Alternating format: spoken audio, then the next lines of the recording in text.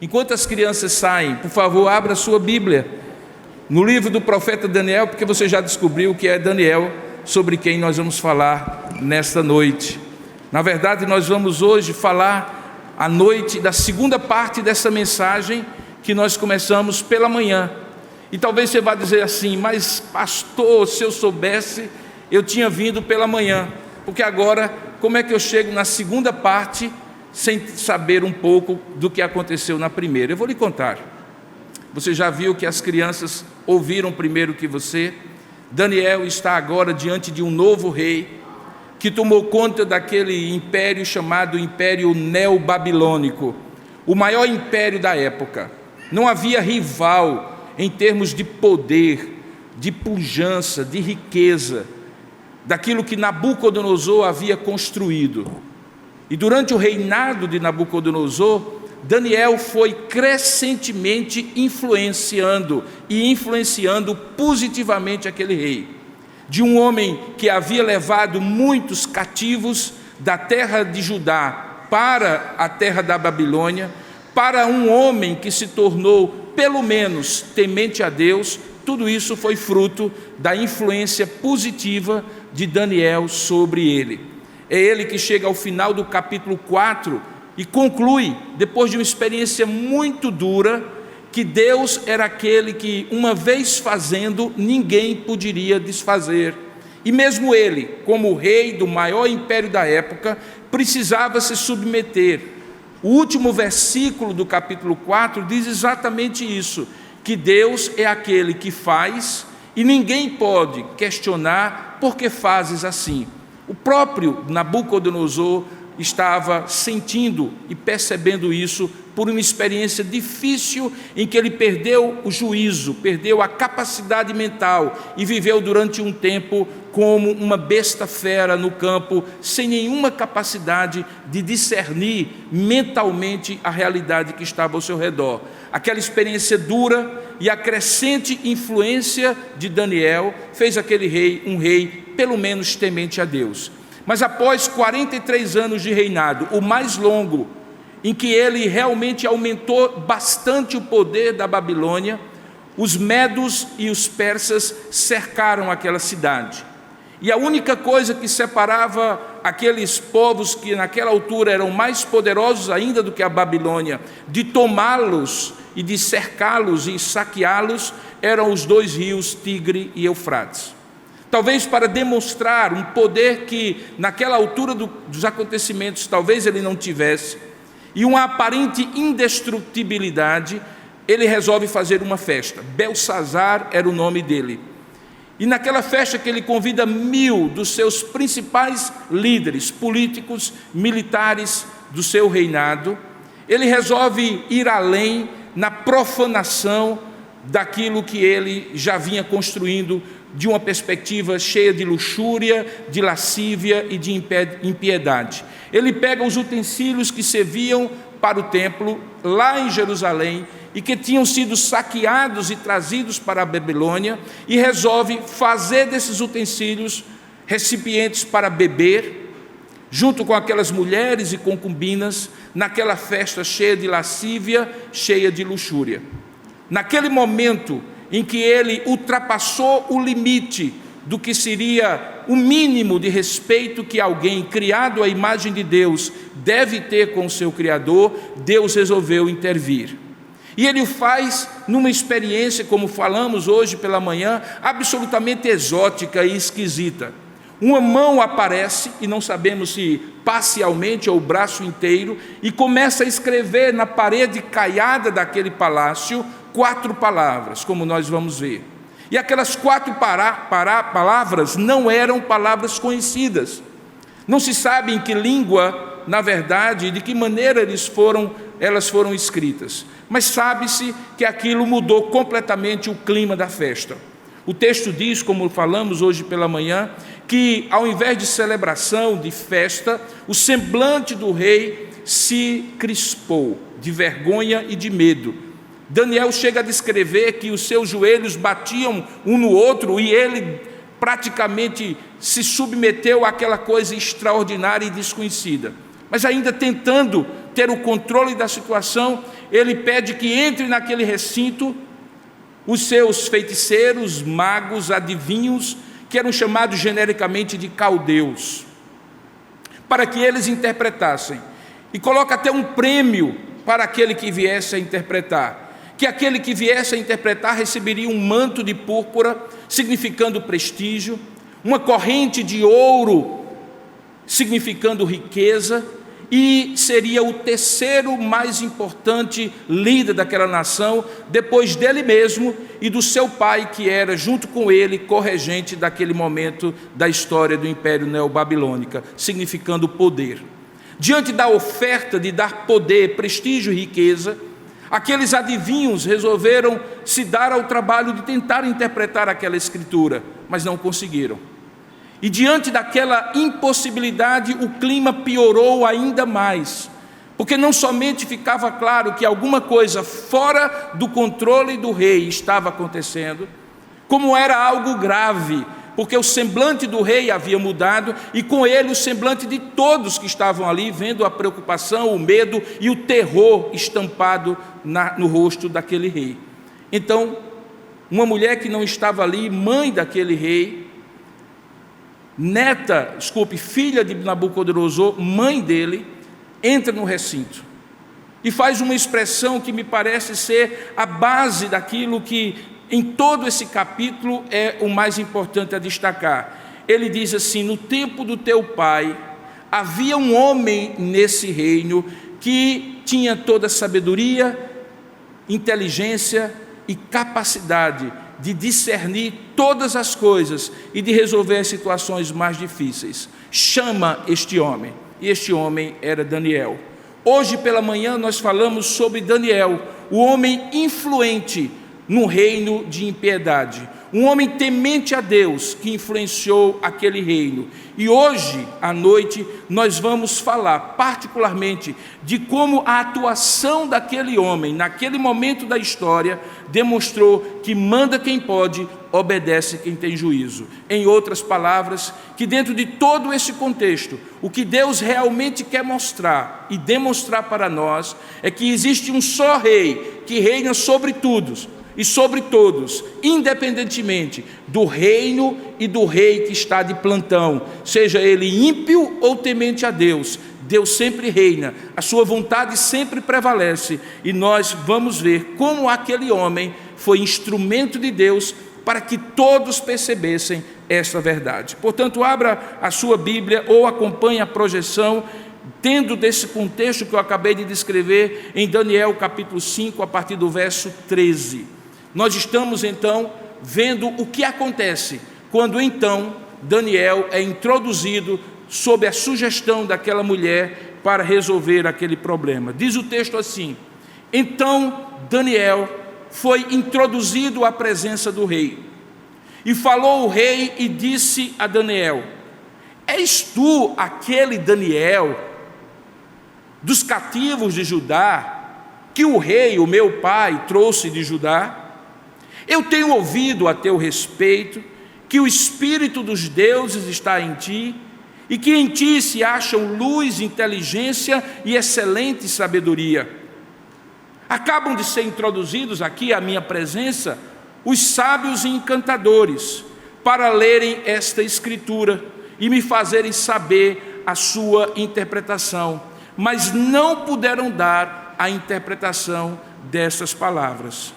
Eu, porém, tenho ouvido dizer de ti que podes dar interpretação e solucionar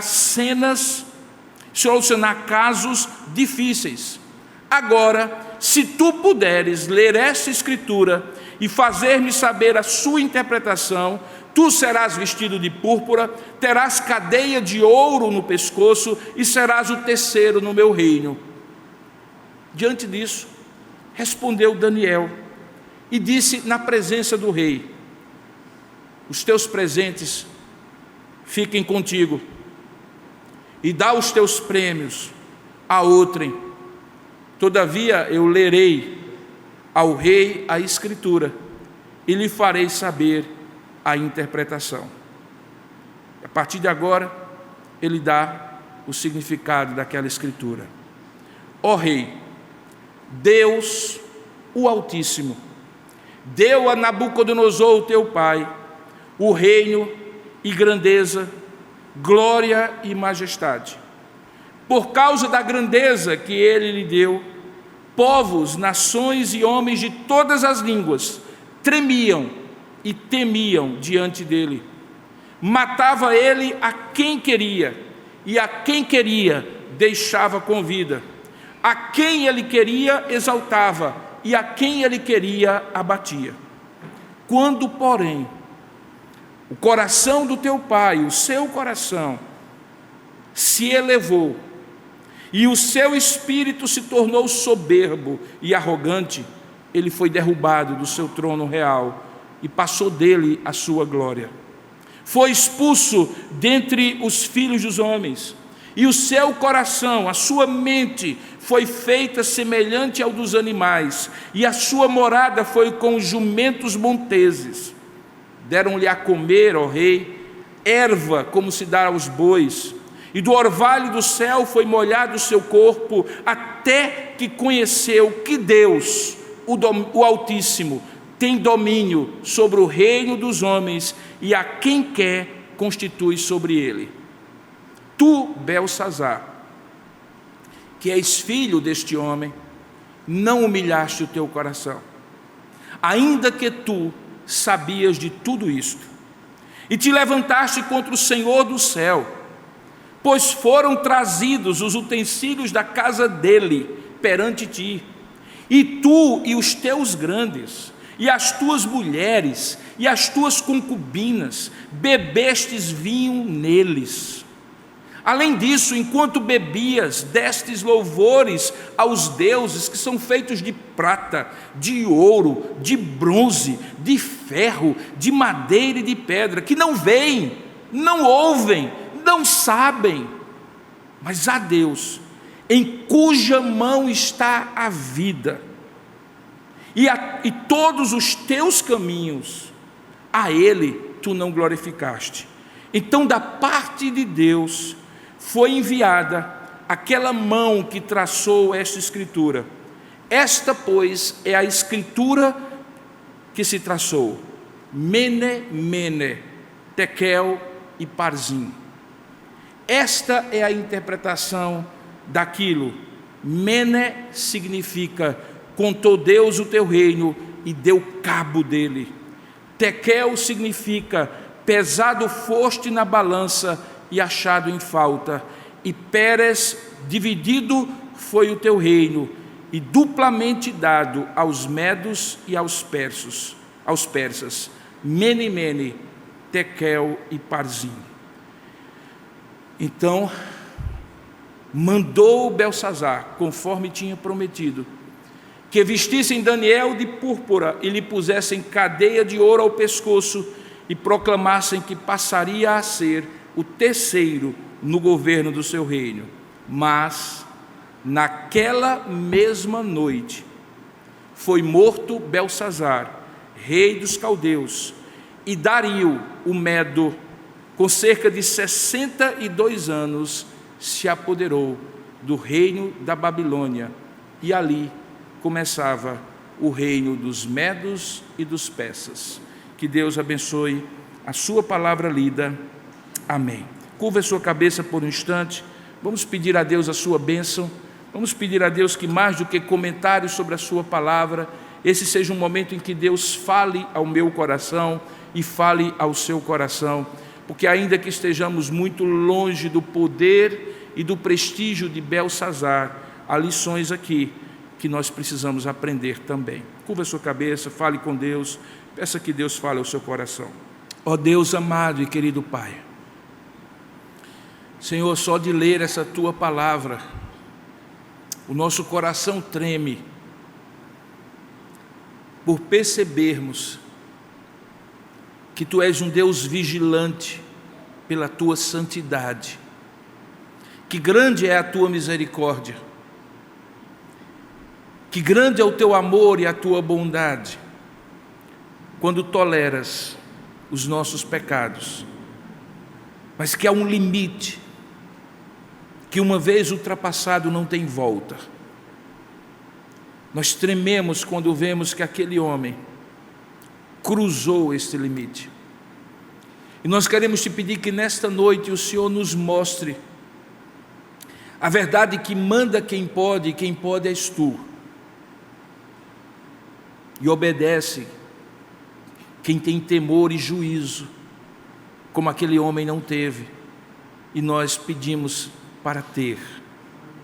Pedimos misericórdia a Ti, ó Pai, para que não olhemos para este texto com a soberba de apontar na nossa mente pessoas, sejam eles grandes e poderosos no nosso país, sejam eles conhecidos e próximos de nós, como sendo Belsazares. Antes faz com que o nosso olhar se volte para nós mesmos e possamos, ó Pai, ter o temor do Senhor para que não cometamos a loucura que Belsazar cometeu.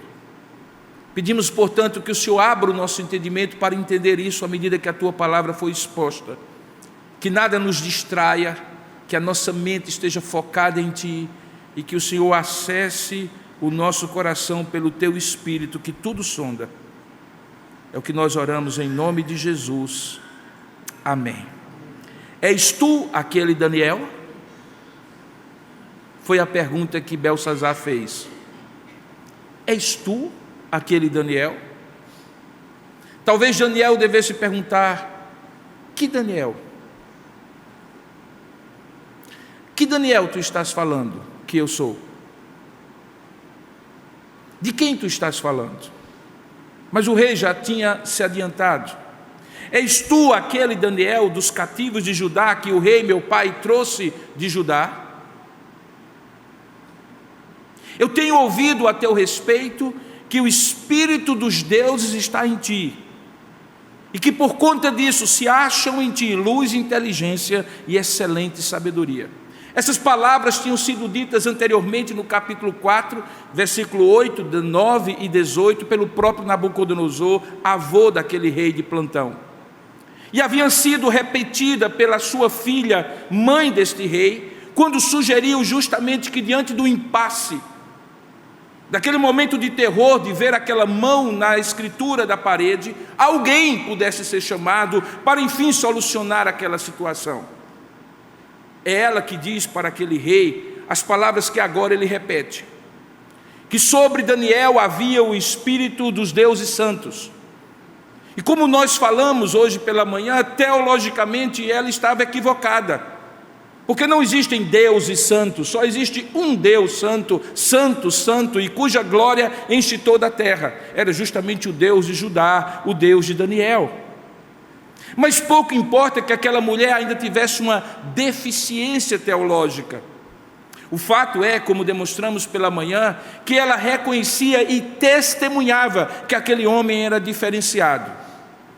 Ele tinha sido no reino do seu pai uma influência positiva, que tinha levado o coração de Nabucodonosor, naturalmente inclinado à arrogância e ao orgulho pelo poder e prestígio que tinham, a se tornar um coração temente ao Senhor, pela influência contínua, constante, humilde, verdadeira, que aquele jovem que tinha chegado tão jovem naquele lugar e que tinha crescido naquele lugar, influenciara aquele rei.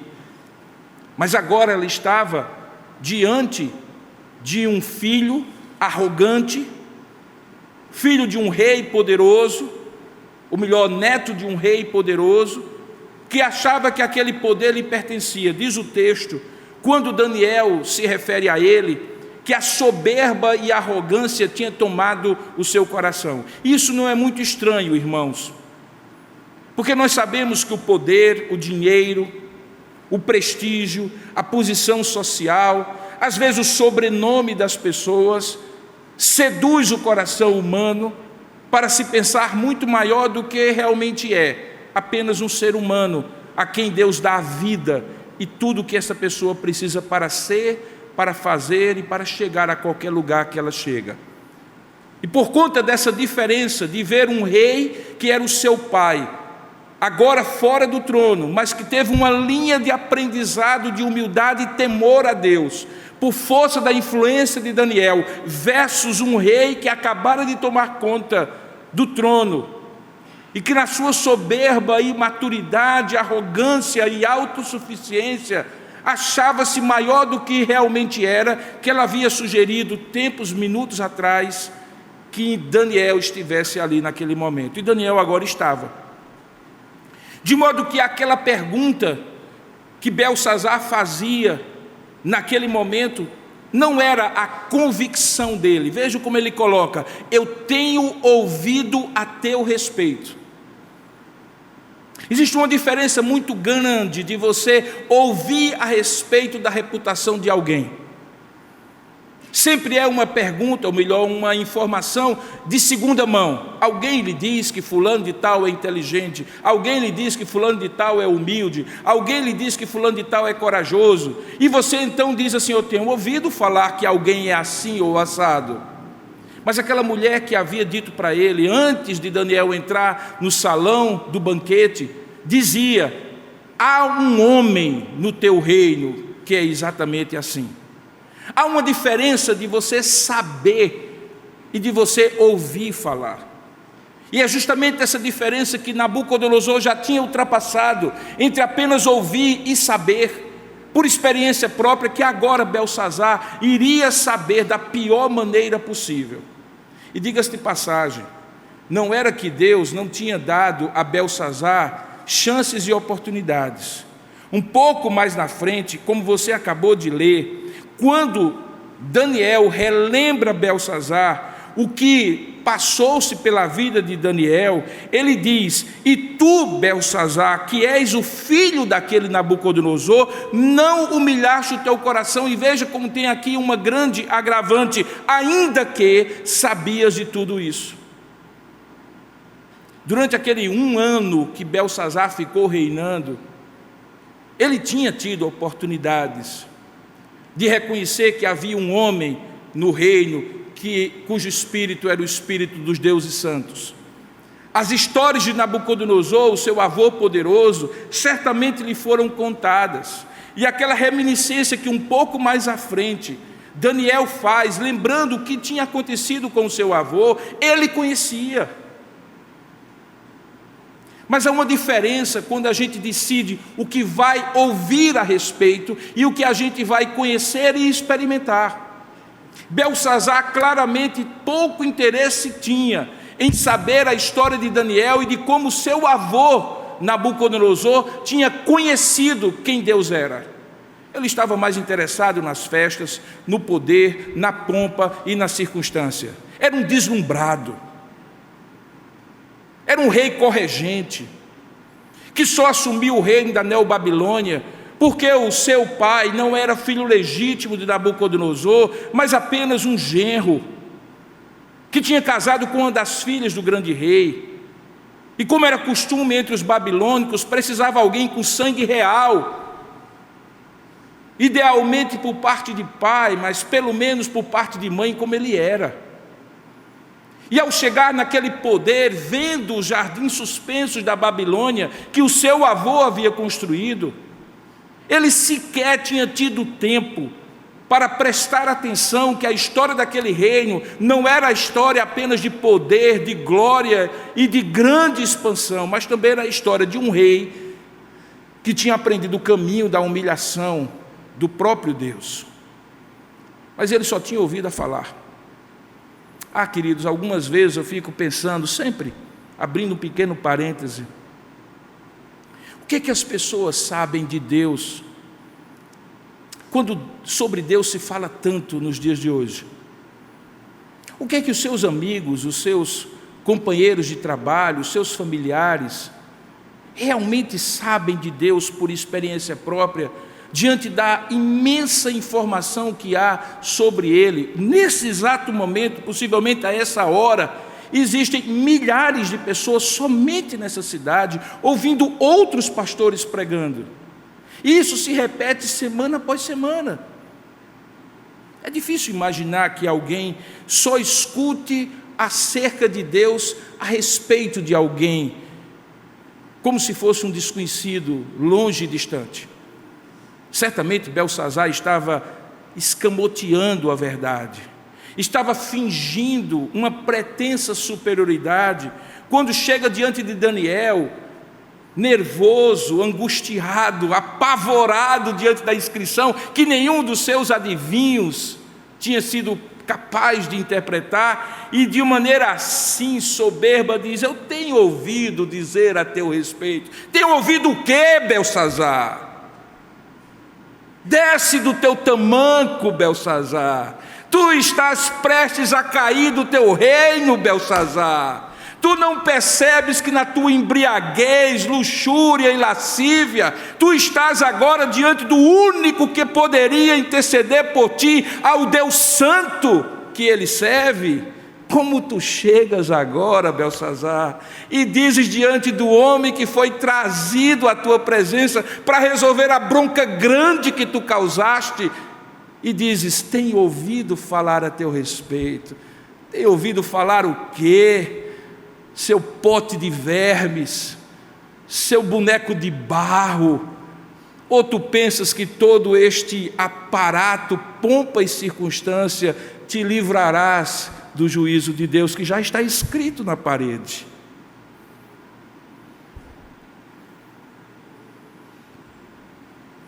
Até mesmo quando ele reconhece a limitação da sua entourage, daqueles que ele pagava com régio dinheiro para interpretar os sonhos, mesmo assim ele não se quebra, ele apenas relata: acabaram de ser introduzidos à minha presença os sábios e encantadores para lerem essa escritura e me fazerem saber a sua interpretação, mas eles não puderam dar a interpretação dessas palavras. Ô Belsazar, tu não soubeste, nunca ninguém te contou que isso já tinha acontecido várias vezes com teu avô Nabucodonosor?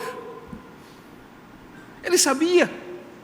Uma das obrigações dos reis que assumiam qualquer grande império do porte de Babilônia era saber a história dos seus antecessores. Ele sabia certamente que houve um dia que Nabucodonosor sonhou, e nem lembrar do sonho ele lembrava, e colocou diante dos seus adivinhadores uma tarefa impossível: que eles lembrassem do sonho que o próprio rei não lembrava, e ainda desse a interpretação. E os próprios adivinhadores reclamaram a ele: Senhor rei, tu és altíssimo, tu és o grande rei da Babilônia, Nabucodonosor, mas o senhor tem que contar pelo menos o sonho, porque o que o senhor está pedindo é que a gente lembre o sonho que a gente não sonhou, que só o senhor sonhou, e por cima ainda interprete o sonho que nem o senhor lembra. Belsazar certamente sabia disso, de modo que quando ele descreve com um certo blasé do tipo: estou diante de uma pequena situação aqui, mas posso dar um grande presente. Aí vem a arrogância de quem acha que com dinheiro se paga tudo, com prestígio se compra tudo, com poder se dobra todos os joelhos. Ele promete uma cadeia de ouro para colocar no pescoço, um manto de púrpura para significar o prestígio, visto que essa cor é associada aos reis, e também o poder político, de ser o terceiro na escala, na hierarquia de poder do reino. E é aí que pela primeira vez Daniel fala. E quando Daniel fala, ele coloca as coisas nos seus devidos lugares. Primeiramente ele diz assim: os teus presentes, pode ficar com eles, dê a quem o Senhor quiser dar. Se você olhar as falas de Daniel diante dos reis da Babilônia, depois dos medos e persas, você nunca verá Daniel se dirigindo ao rei com esse grau de coragem e de afronta. Diante de Nabucodonosor, ele já tinha se dirigido algumas vezes, ele dizia a Nabucodonosor, sempre exaltando o fato de que ele estava no rei, no trono, porque Deus havia lhe colocado, e sempre se colocando à disposição de ajudar, ser um homem influente no reino de uma impiedade crescente. Mas aqui não. Daniel sabia, irmãos, que aquele rei era ímpio, cheio de luxúria e de lascívia, e que tinha cruzado a linha que ele jamais poderia cruzar. E mesmo um homem tolerante, paciente como ele, chegou ao ponto de dizer assim: os teus presentes fiquem para ti, eu não quero a remuneração da impiedade, eu não quero o lucro da luxúria, eu não quero o ganho da lascívia, fique para ti, Daniel. Desculpe, Belsazar, dizia Daniel. Agora, de fato, eu estou aqui, e de fato, eu vou ler a Escritura e te dar a interpretação. É quase como Daniel dizendo assim: eu estou aqui para isso, e eu vou fazer o que eu tenho que fazer. Essa é a minha missão. Mas a recompensa, o prestígio e a riqueza que vierem de tua mão, isso eu não preciso. E aí Daniel, primeiramente, faz a reminiscência para contextualizar a palavra que daria para aquele homem. Ele lembra justamente da história de Nabucodonosor, como ele teve grandeza, glória e majestade, e como essa grandeza, glória e majestade o tornou insensível, arrogante, autossuficiente, soberbo e orgulhoso. E como Deus precisou usar uma medida forte de humilhá-lo a ponto de tirar a capacidade dele discernir a realidade. Literalmente, Nabucodonosor perdeu o juízo e se tornou um animal do campo. Lá a descrição diz que as suas unhas cresceram e sobre o seu corpo cresceu cabelos e pelos como de animais, e ele comia como boi comia da relva do campo, e ele tomava água se chovesse, e se lavava se caísse água. E ele lembrou isso àquele neto arrogante, mas lembrou também que naquele momento, quando ele passou por isso, havia um propósito. E o propósito é: até que conheceu que Deus, o Altíssimo, tem domínio sobre o reino dos homens, e a quem Ele quer constituir sobre ele, Ele constitui. Esta era a lição que Nabucodonosor precisou conhecer, e recebeu, e aprendeu. Agora, quando ele se volta para Belsazar, ele diz: agora quanto a você, que é filho dele, você não humilhou o seu coração, ainda que tu sabias de tudo isso. E pelo contrário, você extrapolou a medida da impiedade, porque você trouxe os utensílios da casa do Senhor e colocou nessa bagunça, nessa orgia que agora está acontecendo aqui, com mulheres concubinas e vinho à vontade. Pois saibas que os deuses que tu louvaste enquanto estavas bêbado, que eram de ouro, de prata, de bronze, de pedra, de madeira, eles não ouviram nada, porque eles são apenas ídolos. Eles não ouvem, eles não veem, as mãos deles não se estendem para te dar a vida. Agora o Deus em cuja mão está a tua vida, e a todos os teus caminhos Ele controla, Ele tu não glorificaste. Ali estava, irmãos, um sermão em poucas palavras, mostrando quem Deus é, em contraste com os falsos deuses que ele servia, mostrando a glória que ele deveria dar a este Deus, porque Deus é quem é, e mostrando a arrogância e a soberba daquele homem, de tirar a glória devida ao nome de Deus e dar a ídolos vazios de poder, sequer de vida. E ali estava diante deles, e diante de Belsazar, a aplicação daquele sermão: tu não humilhaste o teu coração, ainda que sabias de tudo isso. Aquilo tudo preparou, queridos irmãos, o contexto para que Belsazar baixasse a bola e entendesse que ele estava ali não diante de um homem, mas diante de um homem com uma missão, de um homem enviado por Deus, de um homem que vinha trazer um recado para ele, e esse recado precisava ser ouvido, e precisava ser ouvido com humildade e quebrantamento. E o recado já tinha sido escrito, e então ele interpreta as 4 palavras. Essas 4 palavras são 4 palavras que representam medição, pesar e dividir. Mene significa foste pesado, ou melhor, contou o teu reino, foste Aconteceu uma auditoria no teu reino, não é contábil, é uma auditoria espiritual. Foste pesado na balança e achado em falta, e por isso, Pérez significa o teu reino foi dividido, e foi dividido entre os medos e os persas. E aí Belsazar lembrou que enquanto a festa acontecia no palácio, havia uma cidade sitiada por Ciro e Dario, que tomariam o poder logo em seguida. Eu imagino, irmãos, que naquele momento, aquele homem teve a oportunidade, como Deus dá algumas vezes a nós, de perder tudo, mas não perder a lição. Deixa eu dizer uma coisa. Há certas lições que Deus nos ensina, em que Ele nos ensina e preserva a nossa vida. Há certas lições que Deus nos ensina, em que Ele nos ensina e preserva a nossa vida e alguma coisa que a gente tem. Algum poder, algum prestígio, algum bem, alguma coisa. Mas há lições em que Deus nem preserva a nossa vida, pelo menos esta vida biológica limitada que nós temos, nem nada do que nós possuímos.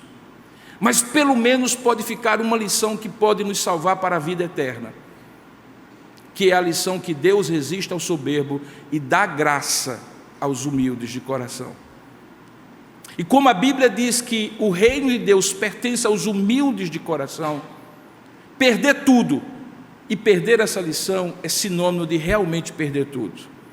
Mas se eu perder tudo, inclusive a minha própria vida, como o próprio Senhor Jesus diz, e preservar o meu coração para uma eternidade de bem-aventurança ao invés de juízo, pelo menos isso, mas nem isso, Belsazar preservou, porque o seu coração era arrogante e soberbo o suficiente para ver aquela coisa acontecendo, para ouvir o homem de Deus interpretando aquela coisa, e ele se resumir a apenas cumprir a sua parte na promessa. Veja o que é que diz o verso. Ele coloca um manto de púrpura nos ombros de Daniel, ele coloca uma cadeia de ouro no pescoço de Daniel, e ele dará o poder de ser o terceiro no reino a Daniel. Mas quanto a ele, nada é dito de qualquer atitude de quebrantamento e contrição, que ele se humilhasse diante de Deus e dissesse assim: eu fiz loucura, eu fiz o que ninguém poderia fazer, eu quebrei a santidade de Deus, simbolizado nesses utensílios que foram consagrados. E se você quer entender como isso é importante, é só você entender a ideia da palavra santo no Antigo Testamento. Aquilo que é santificado é separado do uso comum para uso exclusivo destinado por Deus. A palavra kadosh, que traduz a ideia de santo, é a ideia de algo que é partido, separado, e separado para um fim, para uma finalidade, para um propósito. Um violão que nós usamos aqui para o louvor a Deus, este lugar que não é mais santo, por este lugar, como o lugar em que você está, mas sim é separado por Deus para dele dirigir-se à palavra de Deus. Este lugar que é apenas um galpão de ferro, tijolo e cimento, como qualquer outro, mas que nós consagramos a Deus para ser o lugar onde Deus é adorado, e principalmente a sua vida, o seu coração, os seus dons, os seus talentos, as oportunidades que Ele lhe dá com um propósito, elas são santas, santas, santas. Deus não lhes daria, meus queridos irmãos, se não fosse para um propósito. Quando Deus diz que nós somos santos dele, não é porque somos impecáveis, é porque Deus nos chamou para si e nos separou e disse: é para a glória do meu nome que tu vais viver daqui em diante. Como posso eu consagrar os meus membros do meu corpo, a minha mente, os meus pensamentos, o melhor do meu tempo, o melhor do meu talento, o melhor do meu tesouro, as oportunidades que Deus me dá, o emprego que eu tenho, o dinheiro que Ele me dá e tudo mais, para outro propósito, para minha própria luxúria e lascívia, se eles são santos? O que é de Deus é santo e não pode ser usado com outro propósito, e Belsazar não tinha o mínimo respeito por isso. Tanto é que a mensagem bateu de maneira veemente, intensa, inequívoca, e Belsazar, nem aí, cumpriu aquilo que tinha prometido, e Deus cumpriu o que havia dito que faria, porque naquela mesma noite foi morto Belsazar, o rei dos caldeus, e Dario o Medo, com cerca de 62 anos, se apoderou do reino. A história conta que era aquela aparente proteção dos dois braços do rio Eufrates e do rio Tigre, que separavam aquele lugar onde ele estava dos exércitos dos medos e persas, foi desviado pela engenhosidade dos medos e persas. E aquele lugar que seria um lugar de terra isolada se tornou uma grande planície, que naquela mesma noite permitiu que eles entrassem e surpreendessem os babilônicos, imaginando que estavam seguros. E naquela mesma noite, como Deus havia prometido, ele perdeu o seu reino, mas ele perdeu mais do que o seu reino. Ele perdeu a grande lição da sua vida, que poderia ter salvado a sua alma. Certamente o reino lhe seria tirado, mas ele poderia ter salvado a sua alma. Queridos, há coisas que nós precisamos decidir o que vamos perder ou o que vamos ganhar. Quando ultrapassamos certos limites da santidade de Deus, Deus pode com certeza graciosamente nos dar o perdão. A Bíblia diz que com Deus está o perdão para dar a quem Ele quer. Mas a condição que Ele vê para conceder o perdão na sua graça, e que está muito claro na Escritura, e que nós não colocamos como condição nossa, mas Deus coloca como condição dEle, é se confessarmos os nossos pecados e arrependidos colocarmos diante dEle os nossos pecados, Ele é fiel e justo para nos perdoar os pecados e nos purificar de toda injustiça.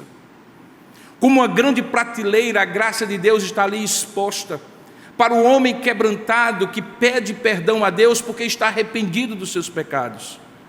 Mas o usufruto daquela graça depende justamente desse quebrantamento, dessa contrição de alma, do reconhecimento de dizer assim: fiz errado, pequei contra Deus e contra Deus somente. Até um filho pródigo, conforme a parábola, chega a essa constatação, e não há problema, irmãos, em chegar, pelo contrário, isto é a solução. Seja para aquele que precisa reconhecer Jesus pela primeira vez como seu Senhor e Salvador, e que acha que Deus tem que lhe dar presentes para que ele seja querido e amado pelo seu coração, e não percebe que os medos e persas, os roubadores da sua vida, estão ao seu redor, como leão procurando quem possa tragar, enquanto você dá banquetes achando que a vida é para sempre, que o dinheiro vai comprar tudo, que o prestígio vai comprar todos, e que chega um homem em cujo coração está o Espírito do Deus Santo e diz para você: o teu reino foi dividido, a tua casa vai se acabar, a tua família vai se perder. O que fazer numa situação como essa, querido? Se não reconhecer que tudo aquilo que você é e tem vem de Deus, e que precisa voltar-se nesse momento para Deus em quebrantamento, para ver, para apelar, que Deus tenha misericórdia e lhe conceda pelo menos a vida eterna, ainda que você perca tudo e todos. Mas isso não aconteceu com Belsazar, e eu digo para você, não acontece com a grande maioria das pessoas, porque elas não veem o iminente perigo que estão passando. E vou dizer mais, não acontece também com boa parte dos crentes que hoje acham que Deus tolera a quebra dos seus mandamentos e da sua lei, porque Ele é Deus gracioso. Deus é Deus gracioso, mas também é justo, também é Deus cheio de juízo, de disciplina sobre os seus filhos, que vituperam, envergonham a sua presença, usando aquilo que é santo, a própria vida, os dons e os talentos, o tempo e o tesouro que tem, para finalidades vis, de luxúria, de lascívia, ou de qualquer outra finalidade que não glorifica a Deus. E aí às vezes a gente não entende, irmãos, quando Deus coloca disciplinas na nossa vida e limites. E aquilo que aparentemente daria certo, Deus disse: não, porque se der certo você vai esquecer de mim. E coloca um limite e diz: daqui você não passa. E coloca uma circunstância que faz você dizer assim: realmente eu dependo de Deus, porque você estava tão embriagado com o vinho do seu poder, do seu prestígio, das vitórias que vão acontecendo na sua vida, que você esqueceu de glorificar a Deus. E embriagado você não percebeu que os medos e persas estão cercando, e naquela mesma noite o seu reino acabará. Ah, queridos, como seria diferente o final dessa história? Porque tinha sido para Nabucodonosor. Eu não ouso dizer que Nabucodonosor se tornou um crente, um homem da aliança. A Bíblia não me autoriza a dizer isso. Mas quando você lê o final da sua vida, você percebe que pelo menos uma coisa aquele homem aprendeu: que Deus é Deus, que manda quem pode, e homem é homem, e obedece quem tem juízo. Ele se tornou um homem certamente temente a Deus. Mas aqui está Belsazar, cuja lição estava ali exposta diante dos outros. Alguém disse certa vez, e você conhece o ditado, que o homem inteligente é o homem que aprende com os erros dos outros, para não errar. E é verdade. Mas deixa eu lhe dizer que o homem sábio não é aquele, que o homem inteligente é aquele que aprende os seus próprios erros. Mas deixa eu lhe dizer, o homem sábio é, na verdade, aquele que aprende com os erros dos outros, não precisa errar por si mesmo. Belsazar tinha a faca e o queijo para olhar e dizer assim: meu avô Nabucodonosor entendeu isto, eu preciso entender também, ao invés de cometer o erro exatamente que eu estou prestes a cometer e já cometi na presença de Deus. O resumo da ópera e aquilo que eu gostaria de trazer como lição para você central é: primeiramente, não ultrapasse os limites de tolerância de Deus. Não ultrapasse. Não ultrapasse. Não pense que Deus não está vendo. Não pense que Deus não se importa. Não ultrapasse. Não brinque com Deus. Todos podem não saber, Deus sabe. Não ultrapasse. Se você é servo ou serva de Deus, cuidado. Cuidado. Não profane sua própria vida que foi separada por Deus, nem aquilo que Ele lhe deu. Você orou e pediu e Deus lhe deu. Hoje você não usa para a glória de Deus. O mesmo Deus que dá pode tirar, para que você aprenda a lição mais profunda. Não ultrapasse os limites que Deus coloca para você. Ele é assaz benigno, mas ao mesmo tempo Ele é o Deus justo. Segundo, se você ultrapassou, clame pela graça de Deus. Clame pela graça de Deus. Há perdão para o quebrantado e contrito de coração. A Bíblia diz que Deus habita num alto e sublime trono, mas habita também com aquele que é quebrantado e contrito de coração. Deus se dobra, falando de maneira antropomórfica, como colocando em Deus emoções que são diferentes nele, mas Deus se toca. Deus tem misericórdia daqueles que o buscam. Deus olha com piedade aqueles que estavam num caminho e de repente caíram em si e disseram assim: meu Deus, o que é que eu estou fazendo da minha vida? E se voltam para Deus. Diga-se de passagem, isto é o significado da palavra arrependimento. É um retorno para Deus, porque naturalmente nós nos dispersamos de Deus e vamos por caminhos tortuosos, mas há um momento em que alguém diz para nós, talvez hoje à noite, por intermédio desse Daniel, guardadas as devidas proporções, Deus está dizendo: quebrante-se, volte-se para mim, enquanto há tempo, buscai o Senhor enquanto se pode achar, invocai-o enquanto está perto. Não brinque com Deus, mas uma vez consciente do que Deus quer para você, se quebrante. Busque a Deus, volte-se para o Senhor, reconheça o seu erro, peça perdão Peça força para não continuar no pecado e volte-se para Deus. Talvez ninguém vai saber disso, porque você está ocultando isso de maneira tão secreta, que só Deus conhece, pois só Deus também precisa conhecer do seu quebrantamento. Mas é possível que as coisas que você tem caminhado para longe de Deus tenham tido já repercussões. Pessoas, relacionamentos e situações estão sendo afetadas. E aí não basta apenas você se arrepender, basta você se arrepender e agora também mudar a sua atitude.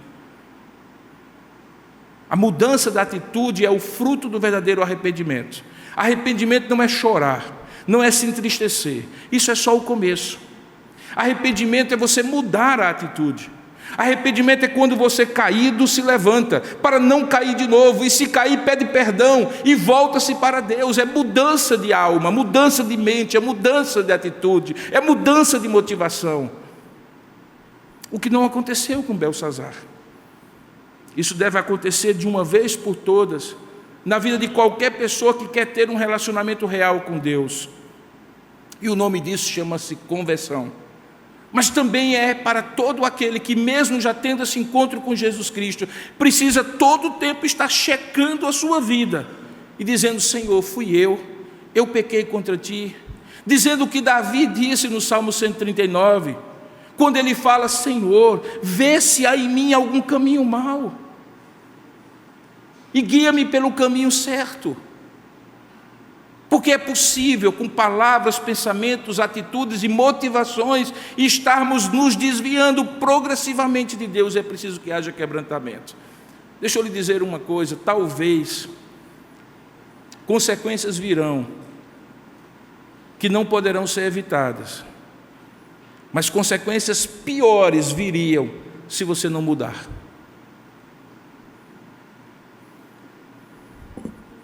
O meu desejo sincero é que você entenda que aquele homem aprendeu da pior maneira possível e, infelizmente, da maneira mais irreversível que podia aprender, perdendo o seu reino, perdendo a sua vida, que aquilo que ele deveria fazer ele não fez, quebrantar-se diante do Senhor e voltar-se para Deus. Que tal não aconteça com você. E isso pode mudar agora. Eu gostaria que você curvasse a sua cabeça e fechasse os seus olhos. Como eu falei pela manhã, eu vivi o dilema de, no domingo da ressurreição, ficar na dúvida de pregar sobre a ressurreição de Cristo ou trazer essas duas palavras pela manhã e à noite que eu trouxe. Mas eu preferi manter a exposição na sequência, porque eu creio que Deus tinha propósito, como de fato tem, tanto pela manhã como agora à noite, de trazer essa palavra para você.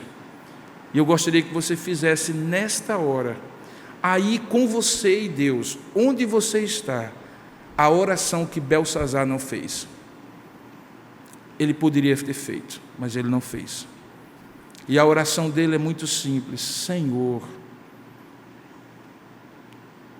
diante do meu caminho mau, e você sabe qual é o caminho mau, quebranta o meu coração, tira-me a cegueira que faz com que eu não perceba o meu pecado e me faça voltar-me para ti. Se você está em agonia, pensando no custo que isso lhe custará, na vergonha que você passará, no prazer que você tem, por isso você não quer abrir mão, tanto quanto for difícil você fazer isto, é porque você precisa ser liberto disto que você não tem forças para sair.